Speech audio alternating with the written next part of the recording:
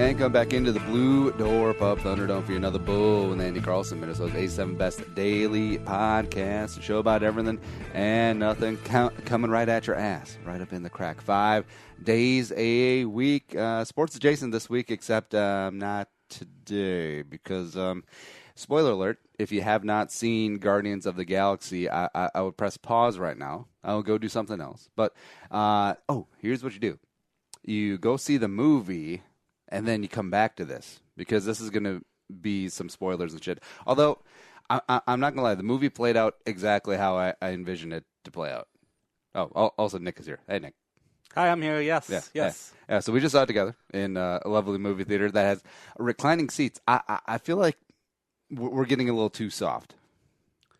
Like, what was wrong with the original movie seat? I don't know, man. This is a lot of movie theaters are now kind of evolving into the assigned seating, recliner seats. I mean, meh. There are pros and cons to it. Obviously, to always guarantee that you have a seat and you and your friends can sit in select spots A, B, C. Yep. But prices, I mean, it can be jacked up a little bit at these certain theaters. Well, I did like that it is assigned seats, so you don't have to show up in a mad rush like 30 minutes before the movie and then hope that you get a upper tier middle seat. You just order, like, that's what's great about Fandango. Like, just you know where you're gonna be sitting. Yeah, no, like, could you imagine a sporting event that was general admission, like a Vikings game? Oh no, it would be people would die. You'll be there like at 4 a.m. like trying to get a front row, and then like try to be one of those guys who's trying to save like a row for your friends. I'll be like, nah, that's not going to happen. No, there'd be mass chaos. I remember movie theaters in the 90s, and, if you got there too late, if you're trying to go there on opening night, obviously that was back when Friday was opening night, if you want to sit with all your friends, you're going to either be like really far up close or really far away. And usually back in the 90s, being far away kind of sucked. You kind of have to be more far away nowadays just because the movie screens have gotten so big where, like, the first couple rows up front, there's no way your neck would break. Well, yeah, I feel like they've moved back, because I remember when the front row seats were, like, right up against the screen. They were trying to put as many butts in there as possible. But now there's like a dead zone, like a 15, 20-foot dead zone, where they understand, it's like, yeah, we're not gonna sell it every single night, anyways. So let's give the people in front a decent seat too. No, I completely agree. Tell a friend, spread the word. iTunes, Stitcher, AHA Radio. Follow Nick on Twitter at Nickason, and follow me on. All right, here we go. Twitter, Instagram, Snapchat, all at Andy Carlson Show, because I'm on brand, unlike Uncle Nick. I have all of those things. Everyone can come and follow the Nickason brand. I think 4 out of 5 of the most popular ones I was able to secure Nickason. One of them I could not. Well, all right, so let's dive into this. And again, 17th reminder, like, if I get any tweets or emails, bitching is like, oh, you spoiled the movie. You've been warned 17 times. And also in the show description and on the show notes, it says spoiler. So, yeah. Although, like I said, not much of a spoiler. This played out exactly how I envisioned. Yeah, we knew going in that Kurt Russell was Star-Lord's dad, Peter/Chris Pratt's dad, and I knew that he was probably going to take a heel turn at some point in the movie, and then they'd fight the dad, and then they'd beat the dad, and then roll credits. No, I completely agree, and we were talking in the car ride back. Obviously, it follows basic plot lines of general positive comic book role movies. Obviously, so many are coming out this way. But the trailer, I think, spoils it a lot. And gosh, I love teaser trailers. I love trailers for all movies that come out. But I think we're at a point now where the trailers are the movie, and you kind of see a lot of the things in the movie. You anticipate from the trailer a lot. So maybe the thrill of originally watching it, like you used to, isn't exactly the same. Yeah, and I like the last good movie that had a good trailer was The Dark Knight, because all the trailers were from the first half of the movie. Like, you had no idea that Two-Face is going to be showing up this movie. Well, you knew Harvey Dent was going to be there. You didn't know the Two-Face was going to show up.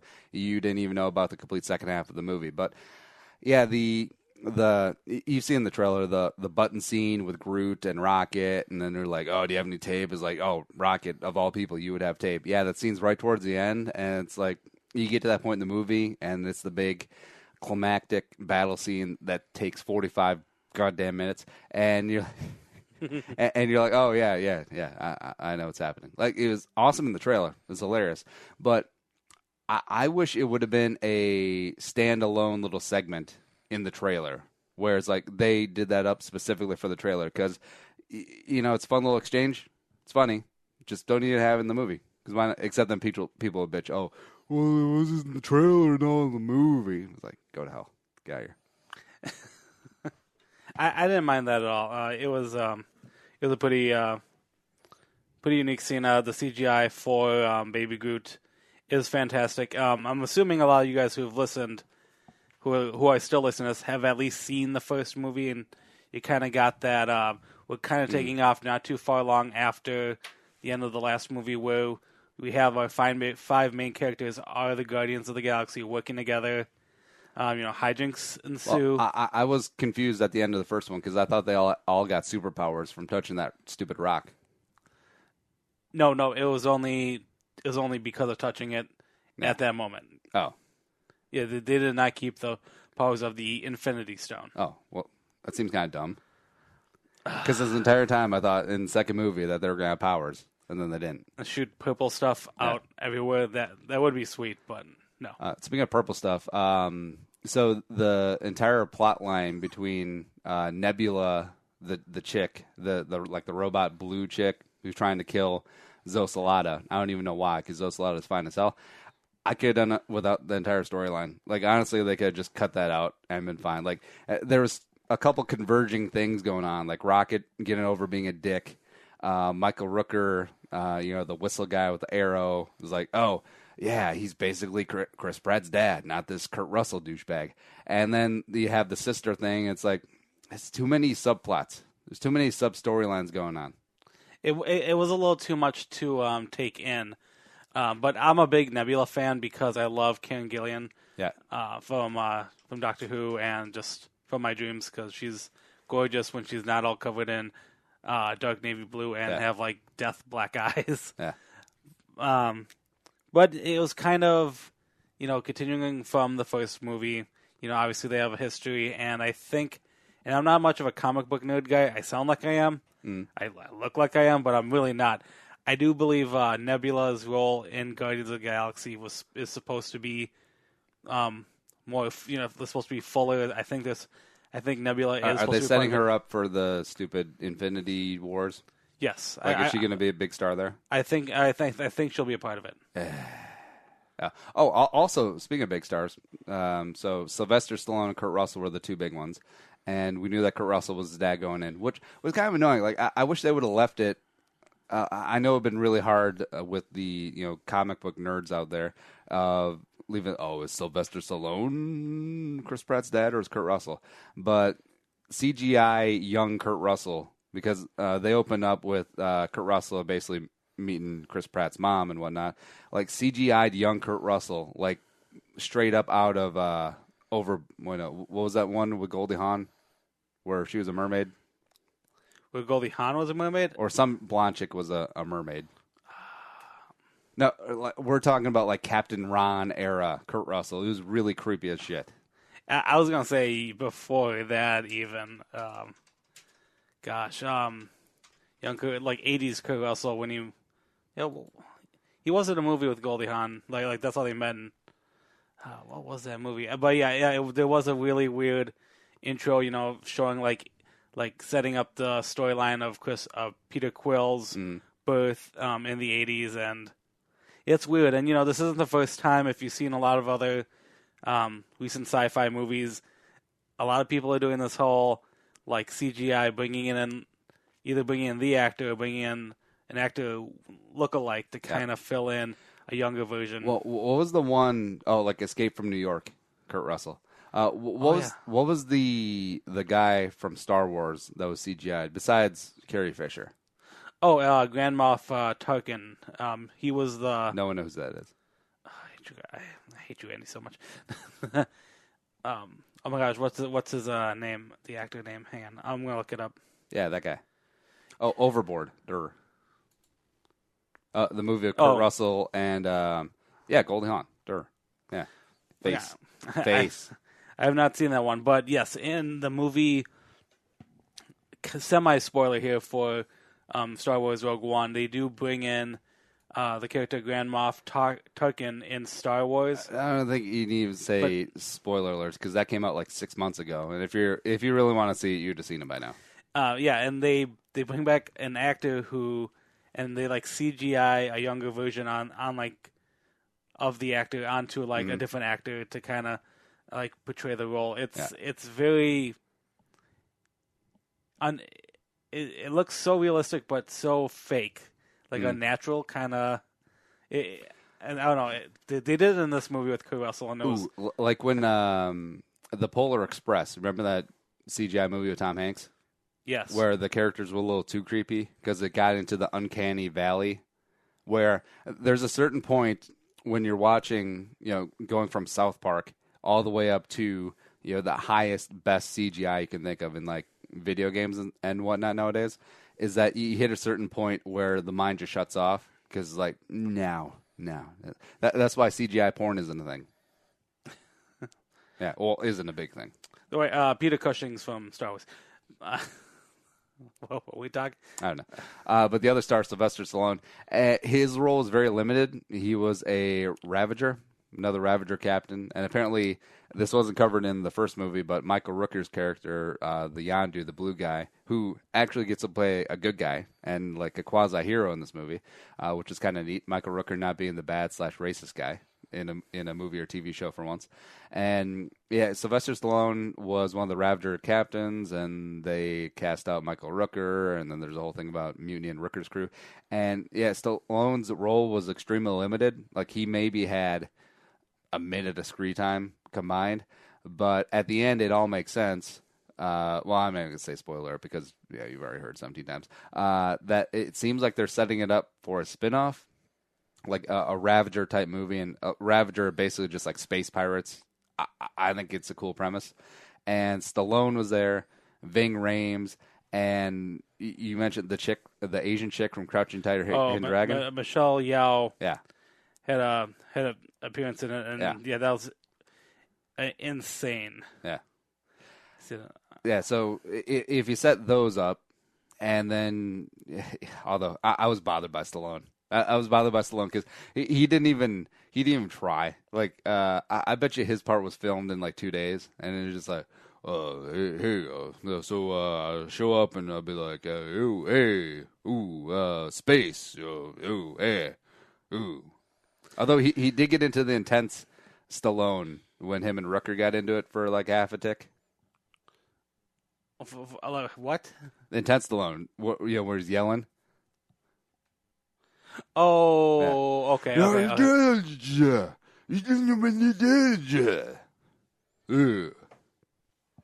Okay, yeah, no, I can see it a little bit there. His role in this film was definitely more cameo than actually like being in the film. Glenn Close, when she was in the first Guardians, she actually kind of had like a role. Yeah. The one curly haired guy who John C. Reilly. I mean, he had like a role. I'm sorry. Yeah, Sylvester Stallone really wasn't in this movie. He didn't even need to be in this movie. It is all for the spinoff, 100%. And let's see here. What would you give it? How would you rate it on a scale of 10? I might go 6, 7. I might go up to 7, I think. Let's see. Rotten Tomatoes has it at 84. So 8 out, so a little over 8. Yeah. I mean, the first one came out of nowhere. Like, the first one was a lot like the movie that you haven't seen yet, Kingsman, where you came in with zero expectations, and then you got your face rocked off by a fantastic movie that just completely came out of nowhere. And this one, it was a lot of the same jokes, a lot of the same premises. Still fresh, but not quite the same cachet. And also, by the way, they ran out of all the good music. They used up all the good music in the first movie. There was some catchy songs, but yeah, it definitely got out of the fun playlist that the original movie did bring in. Well, they played. What was the only recognizable song? Brandy or Fine Girl, I do know. I knew every song. Well, yeah, you would though. Fleetwood Mac, they got The Chain, and one of my favorite songs is "Come a Little Bit Closer" by Jay and the Americas. Yeah, definitely a great song. Sure, that's the thing. And everyone ties the first movie to "Come and Get Your Love" from Redbone, and that's pretty much their only hit, wasn't it? Yeah, I believe so. Yeah, and they probably wanted it for the second one because it's iconically tied to the movie. Except Redbone is like, you have to show us some money a little bit, and then they're like, no, we have reservations about that. Reservations. Yeah, that's a great song though. The overall thing about the movie, which we should get into, is just the mood, the setting of the film. Was a lot space was mainly about Peter Quill and like his relationship with his father and kind of the heartbreaking storyline of what you find out is that Ego, Peter Quill's father, Ego Ferguson, actually killed his mother, and this whole diabolical plot in order to take over. Well, I don't even know what his plan was. It's still all right. So basically, Kurt Russell goes around to all of these planets and bangs every single chick. Well, whatever the species of the planet was would be. Oh, and by the way, the pile of skulls, which represent his dead children on that planet, there was an animal head in there. Yeah, there looked like a deer head in there. So I'm like, man, Kurt Russell got down. But yeah, he went to all these planets, got a chick pregnant, trying to have an offspring that has the powers. Chris Pratt was I keep calling him Chris Pratt, I don't care. Was the only one who had the power. And man, just like I don't even know what his plan was. Planting. Oh yeah, so he planted like a single plant on each of these plants, which is supposed to represent a part of him because Ego, Kurt Russell's character, is a being that's like a planet. He's like a planet. And so he's trying to like set his seed, quote unquote seed, on all these planets, and he needs like an heir. He needs like a son who has his type of power to help him get the energy to. Is he trying to destroy all these planets? I think he's trying to awaken the power of those plants that are on the planets to absorb and like become one with him. Oh, and then turn those planets into like Ego, his own planet. Yeah. Okay. Yeah. So he had a big ego. He's trying to. It's really dumb. It's kind of. He was literally trying to take over the universe by creating everything and to be him as the universe. So. I'm still very bothered that the final fight scene took 45 minutes. Did you time it? No, but it literally because it was a little over 2 hours, which is fine. That's standard nowadays. But yeah, I felt like we were stuck on Ego Stupid Planet for half the movie. Like I understand that like that's the main premise, but I mean, come on. Let's do fun things. I think the thing with this movie was it wasn't meant to, as I would say, quote, do fun things, because I think a lot of people who follow the cinematic universe, which I know you don't, were hoping that he would go and I do, goddammit. They were hoping that he would go off that this Guardians of the Galaxy were going to go fight the main villain Thanos, who you kind of saw in the first movie. Yeah, Thanos did not make a cameo in this one. Yep, and it was always spoiled right away. I think who's the director of this Gunn? Sean Gunn. Sean Gunn has already said that this was have nothing to do with the continuing stories of Guardians 3, not Guardians 3, but the Avengers. James Gunn. Is it James? Okay. Yeah, Sean Gunn is his brother is in the movie. Oh yeah, okay. And he's on set Rocket. Yeah. So it's I forgot where I was going with this one, but yeah, I don't think the movie was intended to go anywhere else. I think this was kind of the the five main characters kind of finding themselves, kind of exploring Peter Quill's mysterious past. Like this will be the bridge movie, like in the trilogy or 4 movies or wherever they do of Guardians. Like this will be the one in the middle that you're like, all right. Yeah, no, I think that's a good way to explain This definitely wasn't movie. Bad Boys 2. Although nothing is Bad Boys 2. I will go to my grave, unless there's a better sequel that comes out, that Bad Boy 2 is the best sequel of all time. Although I had someone Dark Knight is up there. I had someone on Twitter, I think his name was Michael, who said who brought up a clearly obvious one was Terminator 2. Terminator ain't shit. Terminator 2 was pretty sweet. Compared to I never got into the Terminator movies. They're great movies. I never saw Die Hard either.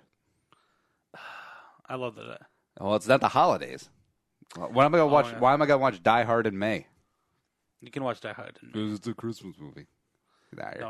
No. Also, yeah, just the random faces you see around, like Tommy Flanagan, who a lot of people will know as Chibs from Sons of Anarchy, just comes in as a Ravager. I feel like there will be a lot of cameos, especially in the Ravager movie, which is going to be inevitable. That because it's really easy to do. I mean, you just don't shower for 3 weeks, and then you just cuss, and then that's it. Also, like Cheddar Bob from 8 Mile is one of the Ravagers. Oh, really? Hey, Okay. he was the one who was picking on Baby. Oh, we didn't even talk about Baby Groot. Adorable. Yeah, I think, and even the inside joke of the characters, the Ravengers, who when they captured half of the Guardians of the Galaxy, made a comment that Baby Groot was a big part of the show. But I don't think you said he was your favorite of the Guardians. No, Drax. Drax was in this movie that. Well, I obviously knew that the sequel wasn't going to be as good as the original, because especially the original was amazing. But yeah, Drax, Dave Bautista did an amazing job, just like subtle humor, just very well timed, and just amazing. He did a great job. Yeah, I was very surprised. I think him, Baby Groot, I think those are ironically the most standout characters, even though you would assume that Peter Quill would be more of the star of the film. But to me, I actually thought this was actually a weaker performance. Oh yeah, because Pratt spent the entire movie was like, "Oh, Dad, I miss you, Dad. I love you, Dad. Or do Dad." And then it's like, Chris Pratt, we get it. You're gonna fight your dad at the end, and cool. Yeah, he was sort of non-existent in this movie. Yeah, well, which doesn't make sense because it was technically always kind of about him. I do like the product placement in the movie too, whereas when it was 1980 when young Kurt Russell and Chris Pratt's mom got it on and was planting seeds behind the Dairy Queen, like the old school Dairy Queen, like the ones where you just show up and you get the twist cone, just complete classic. And then modern day, when they're blowing up Earth or trying to blow up Earth, it turns into a DQ grilling shell. I thought that was hilarious. I know it's very subtle, but hilarious to me. That shows that they took a lot of pride in trying to make this film, making authentic and all those little nuances. Well, I always want to know, how much did Dairy Queen pay to be in this movie? Because they ain't getting it for free. And you could have been a lot of places. It could have been a McDonald's, could have been a Wendy's, could have been a Taco Bell, like an old school Taco Bell. Like that was cool signage. The old school Taco Bell. Yeah. I'm assuming DQ was cheaper. Yeah. I think so, yeah. They usually are. Have you ever eaten dinner at Dairy Queen? I've had lunch there. Yeah. It's, they have chicken strips. I think they have burgers there and, average fries. Yeah, I get that they're trying to do a year-round business model, but man, it's like, hey, Chipotle could sell hot dogs. I mean, I'm sure they make margin there too, but it doesn't feel right. No, yeah, I don't know. It's and Chipotle hot dog will give you E. coli too. Maybe. Yeah. But there'll still be a line to get to that hot dog. Yeah. But I'm already looking forward to the third one because I feel like this one was fine. It wasn't great. It wasn't blow your socks off. It wasn't bad. It was just it was there. Like no real twists, no real anything. Just the dialogue was fun. It was upbeat. It was a good facsimile of the first one, but it wasn't amazing. I kind of want to blame it maybe on the first one. That sounds silly to say, but I You're mean, too good. Yeah, the first one was so good. Like as I said, out of 10, I mean, the first one, 9.5. I mean, almost a good 10. Just it's so fun, but the emotional turns that this takes, and it gets heartbreaking a little bit, especially with the Peter Quill storyline with his dad, and we always said spoilers on this, but when the dad admits that he killed Peter's mom, it kind of it tugs a little bit of heartstrings. Obviously, at a personal level, it does. And there's nothing wrong with this for a movie. I mean, it's good to have emotions. It's good to kind of have a downward, more feely movie. And there was nothing wrong with it with this movie. It just, when you're on that high boat, the fun-loving, like what the first movie brought, and you kind of go into this movie and it's a little emotional. You take a step back a little bit. Not a bad step. It's just a little step back. And, which is why I rated it a little bit lower. However, it's nothing like with the other Marvel movies, which I know Andy hasn't seen. It's not as bad as some of the sequels that the other ones have brought. This was a very enjoyable. This isn't as bad as Thor Ragnarok. That's not out yet. Fraggle Rock. That's not out yet. Oh. That is not out yet. So it's it says I would give it a solid 7-8ish. I mean, I think it doesn't have maybe as much of fun replay as the first one, but the story was pretty solid. A lot of great action, a lot of good scenes. Tons of laughs. You got all your jokes in there, but yeah, it's going to set up a pretty interesting Guardians 3, I think. Well, if this was a standalone movie, obviously it's not because it's a sequel, but blah, blah, blah. And if it was, I'll give it an 8 out of 10, but since this is a follow-up of Guardians, I would probably go 6 out of 10. Okay. Yeah. Like, it was good, but number 3 is going to be really good. Yeah. Probably down the line, but I mean, I think number 3 is going to go, we have to hit to that Marvel Universe. Eventually, you're going to get into the Infinity Wars, which we'll talk about some other time. Yeah, they didn't even mention the Infinity Stones, which I kind of liked because screw Marvel. Although this is Marvel. Although they did have Stanley and his old ball still in there. Like, when Stanley was drawing up the Guardians of the Galaxy comic book, it's like, how much peyote was Stanley on? He was like, oh, it's a tree, and he just says, I'm Groot all the time. Oh, yeah. Wait, how much nerdy chick ass do you think Stanley has gotten throughout his life? In the last 10 years, I think it exponentially skyrocketed. Like, he just goes out to Comic-Con and, gets out of that van that has a little lift on it, then the zzz, and then he's just, like, walking around as a rascal, and then, like, this, 20-year-old chick in cosplay who dress up like Chung-Li, and she's like, yeah, you can have me. But I want some money first. There has to be a money exchange. I'm sorry. He's old enough where, like there has to be some type of money exchange. Well, how does this end? Like, how does this Avengers Universe Stones crap end? Would you... is it in the comic books? There are versions of it in the comic books. That's why I don't want to say too much of it because, I'm a nerd. I spoiled, and I follow, Nerdist. I follow a lot of people online who... You just go on Wikipedia. Yeah, who kind of talk a little bit about... If you had to bet $100, how do you think this Avengers thing ends in 2021 or however? Okay, with all the facts that I kind of gathered, a new group of superheroes will come in. Another group? Yes, because a lot of side people that we're not seeing too much in like the Avengers. This group, it's the people I've talked to are hinting that a lot of these people. Is it going to be Black Panther? It could be Black Panther. A lot of these people are going to be wiped out. Oh, they think that the Infinity Wars will actually start killing some of these main people off. Oh.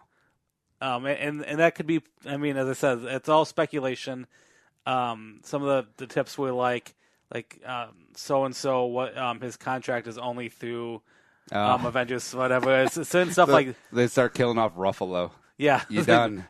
People who's like the financial backing is because there's a money trail for all these people. You know, like Spider-Man is supposed to have like a 3-movie deal and stuff. So you assume that the new young Spider-Man, his movie's coming out this year, will make it maybe through the Infinity Wars. But is this going to be an ongoing thing, or is there actually going to be some conclusion to this universe I don't decade know. run? That's what's scary. I don't know. It could go on forever. Because if I'm the studio, just keep kicking the ball, keep kicking the can down the line. Like, who cares? Like, people aren't sick of your shit yet, and they're not going to. Yeah, no, they are entertaining movies.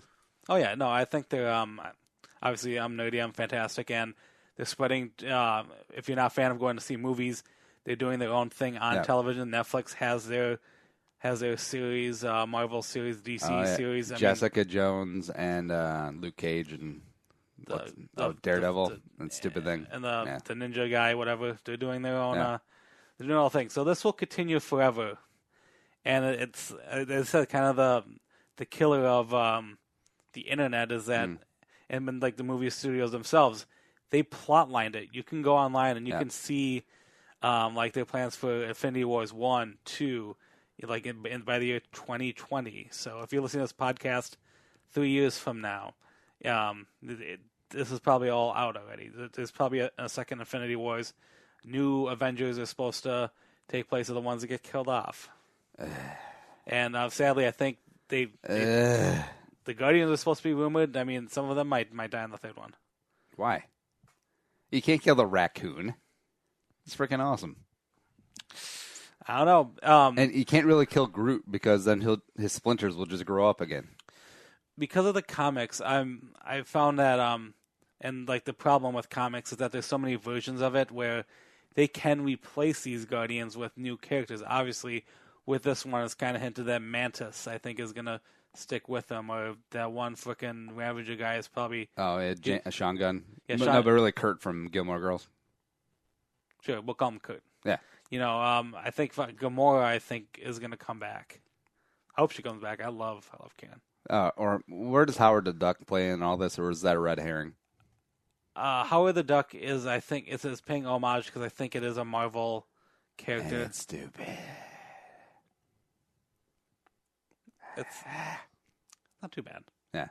Although, like I didn't think it was interesting that they ran a DC trailer in front of a Marvel movie. Because they ran the Wonder Woman trailer in front of the Marvel movie. Oh, yeah, you're right. Yeah. I would like to think that these two if they pay entities, if these two entities, I mean, are you really competing? You're kind of competing, but you're really not. I mean, you think because people aren't going to go like, oh, I'm only going to see Marvel movies and not the DC movies. I mean, there's a certain segment of people like there's certain Coke people who don't drink Pepsi and vice versa. I guess, but I mean, I think when it comes to movies, I think everyone's technically a movie lover. And, you know, DC needs up their game because a lot of people have not liked the DC movies. The Man of Steel, the Batman vs. Superman, Suicide Squad have gotten a lot of mixed reviews. What are you talking about? People are going to love Aquaman. Maybe. Hey, you stop that. You stop that or I'm going to get out of the water. Okay, I'm not getting out of the water. Yeah. Also, isn't the guy playing Aquaman, didn't he play like Conan or Hercules or something like that? He was on... He's in Game of Thrones. Oh. It was the guy who was with Daenerys in the first season. And are people reading too much into the comics when it comes to Marvel? Because you look at Walking Dead, and the TV show diverts from that. Game of Thrones, the show diverts from the books. You know, it's kind of that it puts at least a baseline, and then obviously the writers and stuff, I mean, they're combining storylines from different comics and doing their own little twists. I mean, it helps a little bit, but... You know, as I said, as the nerd that I am, I don't own any of these comic books. So, also, my stupid superhero powers, voice doppelgangers. Michael Rooker sounds exactly like Mike Zimmer. Ooh, yeah. Like when you hear it, it's pretty uncanny. Actually, let me bring it up. Nick, what's your favorite Marvel standalone movie? As of right now, I'm actually want to say that, and after like dissing sequels. Probably one of the better sequels in the Marvel universe was Civil War, which kind of was almost an Avengers 2.5 because it brought all the characters back and it kind of showed that I know you haven't seen it, so I don't care spoiling it a little bit to you at all. But I mean, the Avengers are kind of over now because they're divided, and that's what Civil War means. Yeah, it was Chris Pratt, Chris Evans, and Tony Stark are fighting, and they broke the team up. So there's no more Avengers. The Avengers, the two sides, like half of them are in jail, and the other half are like kind of like what's left of the Avengers. Just all right. So here's Michael Rooker. It was me, Danny Trejo, Sarah Michelle Gellar, and then here is Mike Zimmer. Eventually, Everson Griffin, right? Everson is a 6'2.5", 6'3" guy, strong. Yeah. Oh my God, that is uncanny. Yeah, do you get it? Against Steven Seagal. I don't know if a gun would help you with Steven, you know. Mississippi Burning, he played Frank Bailey. One of the greatest directors, Alan Parker, that I've ever worked with. And that was actor Mike Zimmer. Strong, physical, great acceleration to get off the ball, but strong. Yeah. And our defensive line creepy coaches. Hey, Coach Zimmer. What was it like hanging out with Chris Pratt? Teaching him, and then there's other guys that are the 6'5", 6'6" guys who I like length and. No. Yeah, you do. No, Chris Pratt's like maybe 6'2" at best, Coach.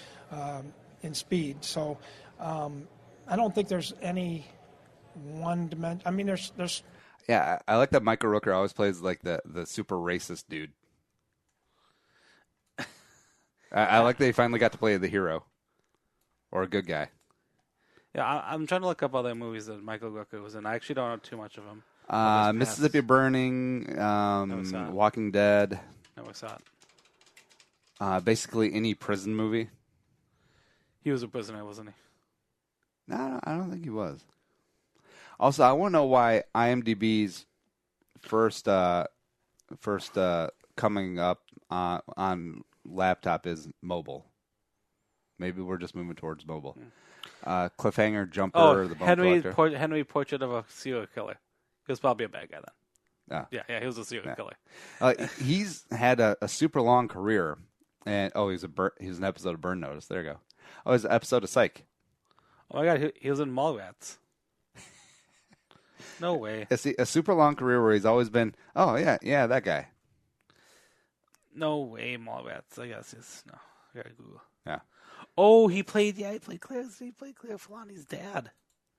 Claire Filani's dad. Oh my gosh. I wonder if he'll be in the sequel. I don't know. They're making a sequel. Now we go back to Coach Mike Zimmer. I started out that film as a group. Yeah, NFL coaches go through a lot of film. They do. Yeah. But overall, pretty satisfied. Yes. No doubt in my mind. As much as we kind of, it wasn't as great as the first one. It was still enjoyable. It helped fulfill a need that I wanted to see this movie, and I have no regrets. I'm glad I saw it opening night. I will most likely see it again. Yeah. Boom shakalaka. Nick will probably see it again this weekend, and you should enjoy your weekend as well. Get the show on iTunes, Stitcher, iHeartRadio, and check us out on YouTube. I'm putting up random crap every single day, either on Bull or the Purple for the Win YouTube. And if you enjoy the show, tell a friend, spread the word, add to the Jerome Homie Army. And thanks, producer Allie Sorensen, who we just spoiled the shit out of this movie, because she'll still listen, even though I told her don't. But for Nick, I'm Andy Carlson saying, and Young, sayonara, and bye-bye. We'll talk to you Monday.